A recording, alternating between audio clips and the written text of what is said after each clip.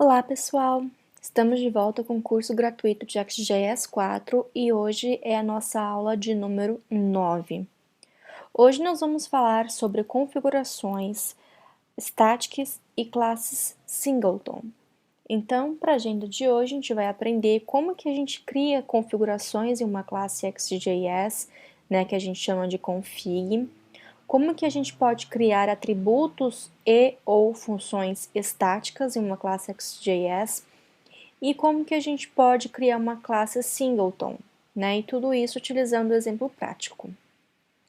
Os requisitos, então, para a aula de hoje são, como sempre, são os mesmos requisitos das outras aulas e também os requisitos das aulas futuras, mas vamos precisar do SDK do ArcGIS 4 configurado no projeto, um servidor da página instalado na máquina de preferência. De novo, como nós ainda não estamos trabalhando com requisições Ajax, você pode desenvolver todo o seu código numa página HTML, clicar com o botão direito ou abrir em qualquer browser que vai funcionar do mesmo jeito. Um editor de texto, pode ser o editor de texto da sua preferência, pode usar Eclipse, ou Aptana, ou o Spiket, qualquer um. Eu vou usar o Sublime Text 2 para essas aulas, porque eu gosto como ele fica colorido, acho que fica mais fácil de ver a sintaxe mesmo do ArcGIS.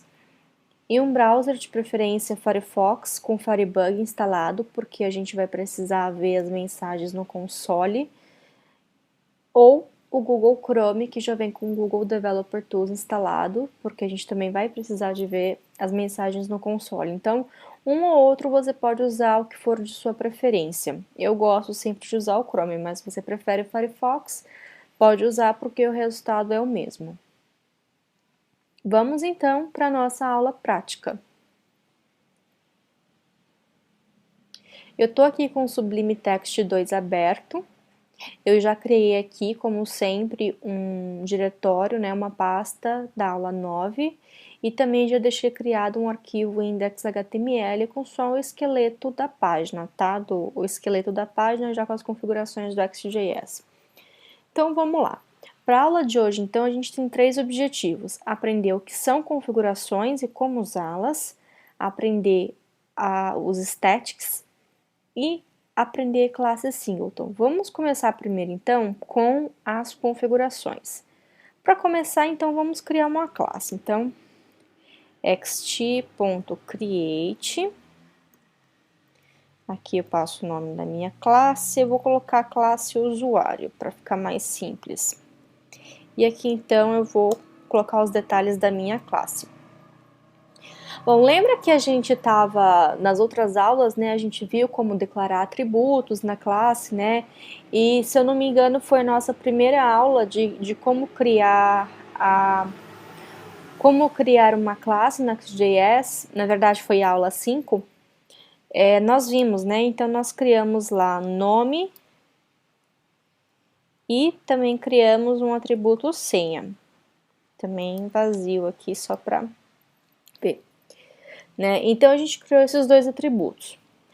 No ArcGIS existem as configurações de classes, que a gente declara através do config. Então, é config, abre e fecha chave. E aqui dentro, em vez de declarar todos os nossos atributos aqui fora, a gente pode declarar os atributos aqui dentro. Então, o que eu vou fazer aqui, eu vou recortar e vou colar aqui dentro. Qual que é a diferença, então, de eu ter o nome e a senha aqui fora do config do que ter aqui dentro do config? O config no ArcGIS 4, quando a gente declara um atributo dentro dele, ele automaticamente já cria 4 métodos para a gente, Que é o método get, o método set, o método reset e o método apply, Vamos ver, então, o método getSet. Por que isso faz diferença para a gente? Então, vamos declarar aqui o usuário, uma variável, e vamos criar, então, através do xtCreate, a uma instância da classe usuário. Eu posso muito bem, né, se a gente estivesse declarando fora, usuário.nome, né, tudo bem. Mas isso não fica muito legal, né? Se você sabe um pouquinho mais sobre orientação a objetos, né, encapsulamento, né, você declara os atributos como privados e cria os métodos getSets para os seus atributos privados, e nisso você tem encapsulamento, não deixando então que um objeto, uma instância de objeto, faça acesso ao seu atributo diretamente, mas sim através do método getSet. Né? Além de ter toda essa questão de orientação a objetos, encapsulamento, etc., também, eu particularmente acho que fica muito mais bonito você fazer um set nome do que um simplesmente nome, né? Acho que para a questão de orientação a objetos e como o XJS tem bastante, né, usa esse approach orientado a objetos, acho que fica bem melhor, né, fica bem mais fácil de usar e de entender a sua sintaxe.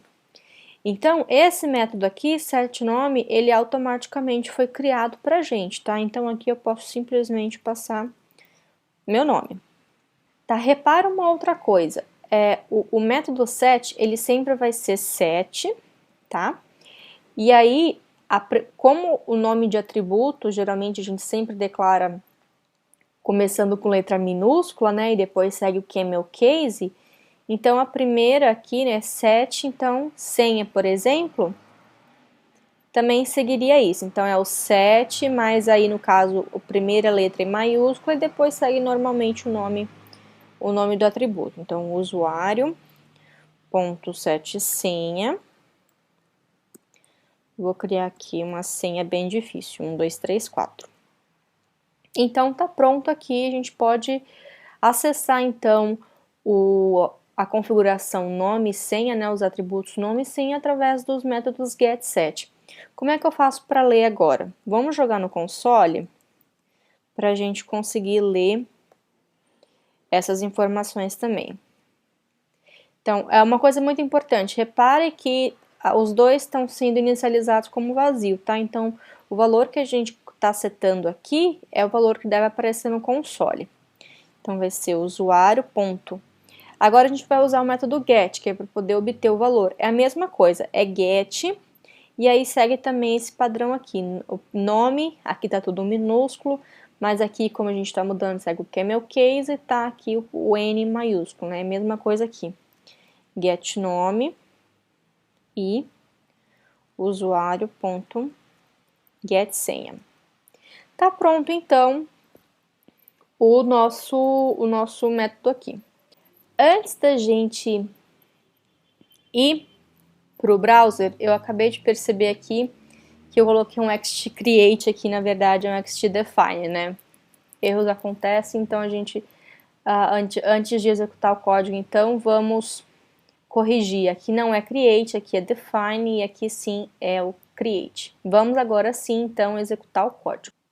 Então, eu estou aqui com o Chrome aberto, vou só fazer um refresh na página, tá? Para pegar a última versão do código. Eu já deixei aqui o Google Developer Tools aberto na página de console e vou então executar a aula 9. Executando então, a gente tem aqui o valor do nome que a gente setou e o valor da senha que a gente setou. Se você quiser mudar esses métodos, tá? Você também pode sobrescrever esse método, não tem importância.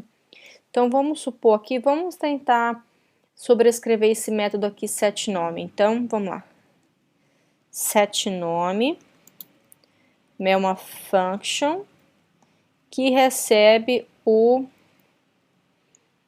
vamos dar aqui um N como parâmetro. Então, eu posso fazer aqui o this.nome recebe o N, vamos botar uma coisa aqui para ficar diferente, mais um asterisco, tá aqui.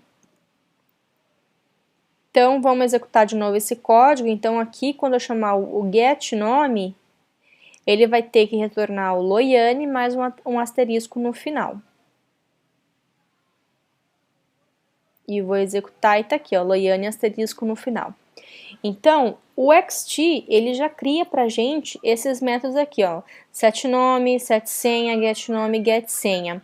Mas, se você quiser sobrescrever esses métodos, essas funções, você pode só colocar aqui no corpo da classe, sem problemas nenhum. Então, isso são as configurações, né? A vantagem das configurações é que eles criam, já cria as funções get, set, apply e reset para a gente automaticamente, a gente só pode fazer uso, né? E se quiser também já pode sobrescrever para poder mudar o comportamento delas. Então, com isso a gente fecha então essa parte de configurações. Vamos para a próxima parte então, que é a parte de atributos e funções estáticas. Vou declarar aqui uma outra função, tá? Então, vou fazer aqui um xtDefine. O nome da minha classe vai ser calculadora. E eu vou declarar aqui os meus atributos estáticos. O que são atributos estáticos? Para quem já tem aí já uma noção de Java ou de C#, que existe, né, esse conceito de atributos e funções, no caso métodos, né, estáticos, significa que você você não precisa ter uma instância da classe, né? Você ter um atributo, uma função, um método estático significa que você não precisa ter uma instância da classe para você poder acessar esse atributo ou essa função. E no caso de atributos, né, os valores dos atributos são apenas um para todas as classes, todas as instâncias, né, nesse caso. Não é igual, por exemplo, igual aqui que a gente declarou nome e senha aqui, para cada instância que eu criar dessa classe usuário, né, esse nome e essa senha podem ter valores diferentes. Né? Se quando eu declaro um atributo estático, né, esse atributo vai ter o mesmo valor em todas as instâncias da classe, né? Ele vai ser a mesma referência desse atributo vai ser usada por todas as instâncias. Então vamos lá, vamos declarar então um atributo e uma função estática aqui para a gente ver como é que é. Para então declarar um atributo ou uma função estática, eles precisam estar dentro da configuração statics do XJS. Tá, e aqui dentro, então, você pode declarar o que você quiser. Vamos colocar aqui, então, um atributo chamado número. E o número, ele vai ter um valor inicial de 0. Tá aqui, opa, não tem ponto e vírgula. 0, tá aqui. E eu vou declarar também, então, uma função chamada soma. Então, a soma é uma função que recebe dois números. Então, eu tenho aqui número 1 e número 2. E retorna para mim o número 1 mais número 2, tá? A função vai ser fácil da gente demonstrar. Agora, para o número, para a gente ver que é sempre a mesma referência, vamos então aqui declarar o construtor. Então, vamos aqui, ó, constructor é uma função. Eu não vou colocar aquele atributo de opções aqui não, tá? Vou só deixar o construtor aqui por enquanto, só para demonstrar. Então, aqui eu quero, então, fazer com que toda vez que eu vou instanciar essa classe calculadora, eu adicione no número. Então, para eu poder acessar algum atributo aqui ou alguma função que está dentro do statics, eu vou acessar da seguinte maneira. This.statics e o statics então funciona como uma função, né? Que eu tô jogando aqui. Pegue o statics para mim. ponto, e aí o que eu quero, né? Se é a função ou se é o atributo. Eu vou pegar o atributo mesmo, então número mais mais. Isso significa que cada vez que eu instanciar, ter uma instância da classe calculadora, ele vai adicionar aqui no 1 mais 1 para o número, né? Vamos então testar. Eu vou só comentar esse código aqui para ele não sair mais no console. Vamos então implementar aqui. Eu vou primeiro só criar uma instância. Vou botar aqui xt create e vou copiar o nome aqui. Não quero copiar só o nome. E colar aqui, só para não ter erro. Só que antes disso, para mostrar para vocês o valor do número antes e depois da instância, eu vou jogar no console o valor do número. Então, para eu acessar esse número aqui, eu não preciso ter instância da classe, tá? Então, é calculadora.número. É assim que eu faço acesso a uma função ou atributo estático da minha classe. Então, vou pegar esse aqui também e vou jogar aqui depois da instância para a gente ver qual é o valor desse atributo número aqui para essa classe calculadora. Vamos salvar então e vamos executar o código.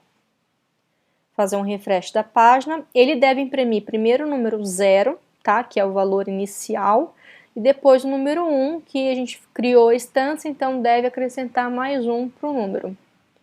Então tá aqui.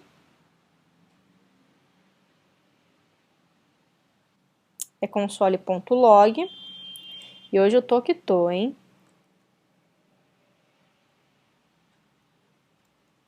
Console.log. Agora sim vamos executar e vai funcionar. Então aqui, 0 e 1 então.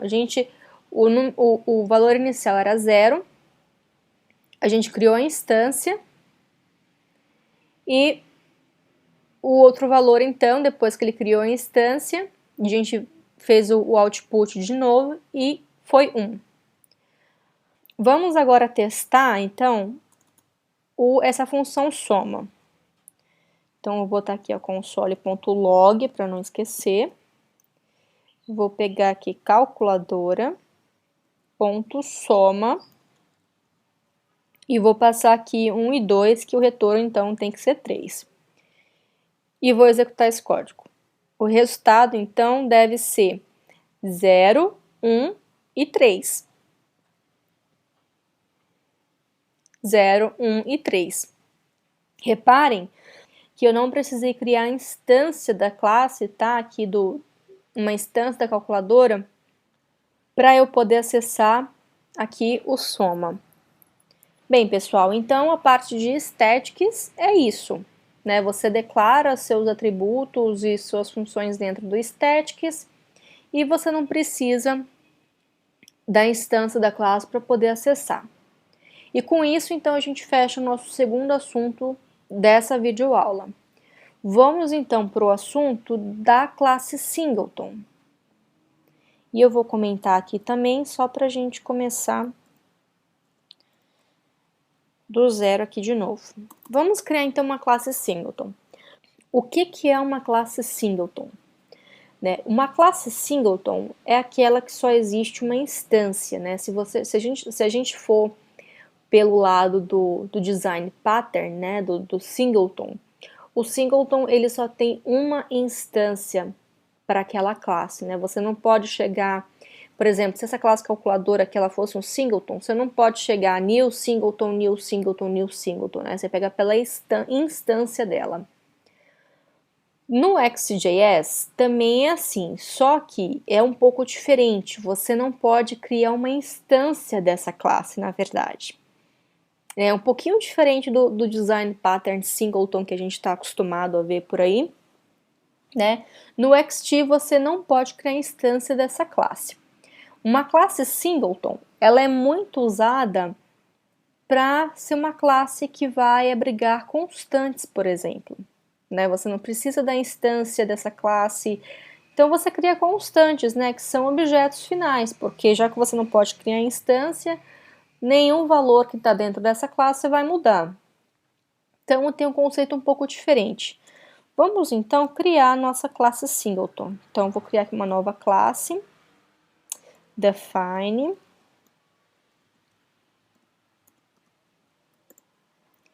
Vou criar aqui com o nome, então, de constantes. Então, tudo que eu declarar aqui dentro, então, vai ter o seu valor final. E, geralmente, quando a gente está declarando variáveis finais, né, que a gente chama de constantes, a gente declara ela toda com letras maiúsculas, né? É o mesmo padrão seguido aí pelo Java e pelo C Sharp. Então, por exemplo, eu vou pegar aqui e colocar URL blog, que então tem o valor de http loiane.com. Vou declarar uma outra. Blog inglês, que é o loianegroner.com. Então, tá aqui, eu criei minha classe de constantes. Como é que eu faço, então, para poder acessar essa minha classe de constantes? É muito fácil, ó. Vamos jogar no console o valor dela logo. É só eu pegar constantes, ponto, URL blog. E um detalhe muito importante, essa classe aqui, ela ainda não é um singleton. Se eu quiser, eu posso chegar aqui e criar aqui, ó, vamos botar cons xt.create constantes. E vai funcionar de boa e ele vai fazer aqui o output do... Isso aqui não vai. Não vamos fazer agora. Então, eu criei aqui uma instância. Eu criei uma instância, então, da classe constantes, que é uma classe aqui, tá? Uma classe comum. Se eu pegar e executar esse código, não vai ter nenhuma mensagem de erro, tá? Tudo de boa. Agora, se eu vier aqui adicionar esse atributinho aqui, ó, singleton, e aqui é um valor de true ou false, né? Por padrão, as classes XJS, né, elas são o singleton false. Se eu quero criar uma, então, eu tenho que especificar. Então, ele é singleton true. Eu vou aqui, meu código tá aqui, tá? Eu vou tentar instanciar essa classe aqui, que é um singleton. Então, nós vamos aqui pegar um erro, olha. Não funciona, o objeto não é uma função. Se eu trocar aqui, ó, vamos pegar aqui o xtalldev, vamos pegar a versão de debug, porque o all não tem, e a gente for executar de novo esse código, né, você já pode ver que é uma mensagem de erro legal. Aí tá a diferença, gente, olha só. Eu falei com vocês que geralmente eu gosto de usar o xtall para desenvolver, né, por ser menor, o browser não precisa ficar carregando um arquivo enorme. Mas olha a diferença. O xtalldev, que é o arquivo mais completo, que tem todas as mensagens de debug possíveis, né? Ele viu que a mensagem aqui é bem diferente do que quando eu executei com xtall. Então aqui ele fala, ó, constantes é um singleton e não pode ser instanciado. E aqui ele joga o trace então para mim. Tá vendo? Olha que legal. Essa é uma vantagem então da gente usar o dev. Mas, como sempre, quando ocorre um erro, que é que geralmente eu troco para poder ver o que está acontecendo. Então, a mensagem de erro está aqui. Eu não posso instanciar essa classe aqui. Tá? Eu não posso instanciar essas constantes aqui. Então, deixa eu botar aqui. Não pode. Não pode fazer isso. E se eu quiser, então, acessar, eu acesso da mesma maneira que eu acessaria um atributo estático, tá? É o nome da minha classe, ponto, e o nome aqui já do meu atributo. Então, tá aqui o URL blog. Vou, então, salvar e executar esse código. E ele fez o output aqui para mim, então, do loiane.com. Da mesma forma, posso fazer para os outros. Então, se criar uma classe singleton com algumas constantes dentro dela, né, é uma boa forma de você ter uma classe aí só de constantes, ela pode ser bastante útil aí durante o desenvolvimento de uma aplicação. Bem, pessoal, então é isso. A gente viu, então, como a gente cria configs, como que a gente cria statics e como a gente cria uma classe singleton. Com isso, então, a gente fecha o nosso módulo do sistema de classes do XJS 4. Né? Agora você já tem uma boa base, sabe mais ou menos como é que funciona. É claro que eu não fui em muitos detalhes, né? Afinal, esse é um curso para quem já sabe um pouquinho de XJS, também para quem nunca viu XJS. Então, com o tempo, a gente vai aprendendo um pouco mais sobre esses detalhes, né? Na medida que a gente vai praticando mais. Então, com isso, a gente fecha o módulo de sistema de classes e na próxima aula a gente começa já a ver um pouco sobre loader. Eu recebi algumas perguntas por e-mail, né, de como que eu uso, né, que aqui nos exemplos eu estou fazendo tudo dentro do HTML, tá? Todo o script no HTML. Como é que eu crio, então, um arquivo JavaScript separado aqui? Como é que eu uso esse arquivo aqui? E além disso, no próximo módulo a gente também vai ver como é que eu uso todos os arquivos JavaScript que eu tenho na minha aplicação sem ter que fazer o import deles aqui. E mais, como é que eu carrego dinamicamente esses arquivos, né? À medida que eu preciso, como é que a minha aplicação vai carregar esses arquivos? Então, tudo isso a gente começa a ver a partir da próxima aula, além também de umas dicas de boas práticas aí, convenções de nome do XJS 4.